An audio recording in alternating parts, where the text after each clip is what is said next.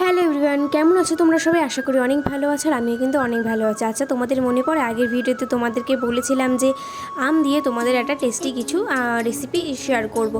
এটা ঠিক রেসিপি নয়, হ্যাঁ তোমরা ঠিকই ধরেছো, যেটা হয়তো আমার প্রিয়, তোমাদের প্রিয়, সবারই খুব প্রিয়। তো দেখো, আমি কিন্তু আজকে বানাচ্ছিলাম আম মাখা। তো দেখো, সেই দিন ঝড়ে যে আমগুলো পড়েছিল সেগুলো কিন্তু অনেকটাই পেকে গিয়েছে। তাই সেটার মধ্যে থেকে কিন্তু যেটা একটু কাঁচা ছিল সেটাই নিয়ে নিয়েছি। তো বেশি কিছু দিইনি, শুধুমাত্র একটা শুকনো লঙ্কা দিয়েছিলাম, যেটা একটুখানি পুড়িয়ে নিয়েছিলাম আগুনে, আর দিয়েছিলাম কাসুন্দি, আর টেস্ট মতো হচ্ছে গিয়ে চিনি, আর দিয়েছিলাম লবণ। তো তোমরা তোমাদের স্বাদ মতো দিয়ে দিও সব কিছু। তো দেখো, তারপরে কিন্তু ভালো করে মেখে নিয়েছি। আর যেহেতু দেখলাম টেস্ট করে যে ঝালটা অতটা হয়নি, তাই জন্য কিন্তু আরেকটা আমি কাঁচা লঙ্কা অ্যাড করেছিলাম পরে।